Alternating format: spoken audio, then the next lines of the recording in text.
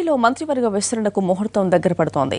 Hit లిస్టులో ఉన్నవారు పదవిని కాపాడుకునేందుకు ప్రయత్నిస్తుంటే ఆశావాహులు ఒక ఛాన్స్ ప్లీజ్ అంటూ అధినేత చుట్టూ చక్కర్లు కొడుతున్నారు.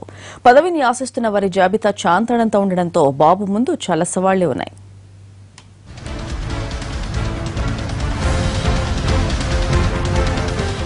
ఏపీలో మంత్రివర్గ పునర్వ్యవస్థీకరణకు మరికొన్ని గంటలే మిగిలి ఉంది. అధినేత దృష్టిలో ఎవరున్నారు, ఎవరికి ఏ సమీకరణాల ప్రకారం బాబు అవకాశం ఇస్తారన్నది ఇంకా తేలలేదు. కొందరికి కేబినెట్ బెర్త్ దాదాపు ఖాయమైనట్టే. మరికొందరి పేర్లు బాగా వినిపిస్తున్నాయి. చాలా కాలంగా ఎదురుచూస్తున్న విస్తరణ కావడంతో ఆశావహుల జాబితా ఎక్కువగానే ఉంది. పార్టీని నమ్ముకున్న వారు, పార్టీలోకి కొత్తగా వచ్చిన వారు పదవి కోసం ప్రయత్నాలు చేస్తున్నారు. దీంతో వీరందరినీ సంతృప్తిపరచడం ఇప్పుడు చంద్రబాబుకు సవాల్గా మారనుంది.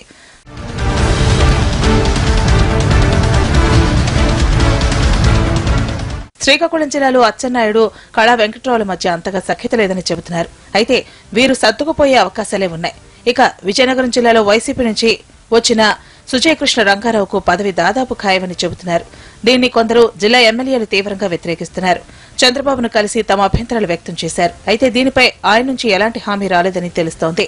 కొందరు పార్టీ సీనియర్లను కలుసుకుని వారు తమ గోడు వెళ్లబోసుకుంటున్నారు. విశాఖ, తూర్పు, పశ్చిమ గోదావరి జిల్లాలో పెద్దగా ఇబ్బందులు ఉండకపోవచ్చు. కృష్ణా జిల్లా నేతలను బుజ్జగించడం కాస్త తలకుమించిన భారవీయాలా కనిపిస్తోంది.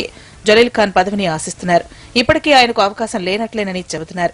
అయితే మీడియా ముందు జలీల్ ఖాన్ ఎప్పుడు ఏం మాట్లాడతారోనన్న టెన్షన్ పార్టీ నేతలకు ఉంది. ఇక కాపు సామాజిక వర్గానికి చెందిన బొండా ఉమా కూడా మంత్రి పదవిపై ఆశ పెట్టుకున్నారు. బాగా యాక్టివ్గా ఉండే బొండా ఉమా ముద్రగడ పవన్ ఎపిసోడ్లో పార్టీ వాయిస్ ను బలంగా వినిపిస్తున్నారు. ఇప్పుడు పదవి రాకపోతే బొండా ఉమా రియాక్షన్ ఎలా ఉంటుందన్నది చూడాల్సి ఉంది.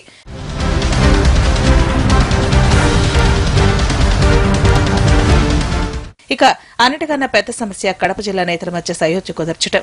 ఇక్కడ ఆదినారాయణ రెడ్డికి మంత్రి పదవి ఇస్తారన్న ప్రచారం జరుగుతోంది. దీన్ని ఆయన ప్రత్యర్థి రామసుబ్బారెడ్డి తీవ్రంగా వ్యతిరేకిస్తున్నారు. వద్దన్నా పార్టీలోకి తీసుకున్నారని, అయినా సర్దుకుపోయానని, కానీ ఇప్పుడు మంత్రి పదవి ఇస్తే ఇక తనకు విలువే ఉందని ఆయన ప్రశ్నిస్తున్నారు. దీంతో రామసుబ్బారెడ్డిని బుజ్జగించేందుకు సీనియర్లను బాబు రంగంలోకి దించారు. అయితే చాలా పట్టుదలతో ఉన్న ఆయన అవసరమైతే పార్టీని వీడతానని హెచ్చరిస్తున్నట్లు సమాచారం. కేబినెట్ హోదాతో సమానమైన నామినేటెడ్ పదవి ఇస్తానని పార్టీ చెబుతున్నా రామసుబ్బారెడ్డి మాత్రం అందుకు అంగీకరించడం లేదు.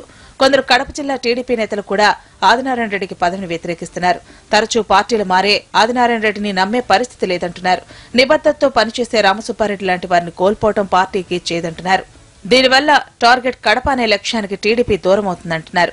దీంతో కొందరు నేతలు మధ్య మార్గంగా మేడా మల్లికార్జున రెడ్డి పేరును తెరపైకి తెస్తున్నారు.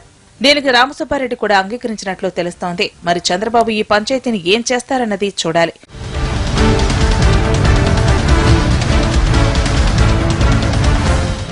ఇక ఇప్పుడు బాబు ముందున్న మరో సవాల్ కళా వెంకట్రావుకు మంత్రి పదవి ఇస్తుండటంతో ఏపీ టీడీపీ అధ్యక్ష పదవిని ఎవరికి కట్టబెట్టాలన్నది. చినరాజప్పను పార్టీ ఏపీ అధ్యక్షుని చేయాలని భావించిన కాపు సామాజిక వర్గానికి చెందటం, పైగా ఉప ముఖ్యమంత్రి కావడంతో పదవి నుంచి తప్పించడం ఎలాంటి పరిణామాలకు దారితీస్తుందోనన్న చర్చ జరుగుతోంది. కీలకమైన గోదావరి జిల్లాల్లో పార్టీని దెబ్బతీస్తుందేమోనన్న అనుమానం ఉంది. దీంతో కళా వెంకట్రావుకు మంత్రి పదవి ఇవ్వడంతో పాటు ఆయన్నే ఏపీ అధ్యక్షుడిగా కొనసాగించే అవకాశాలు లేకపోలేదు. అన్ని సమీకరణాలను ఆలోచించి నిర్ణయాలు తీసుకోవడంలో చంద్రబాబు దిట్ట. మరి ఆయన ఈ సవాళ్లను ఎలా అధిగమిస్తారో చూడాల్సి ఉంది.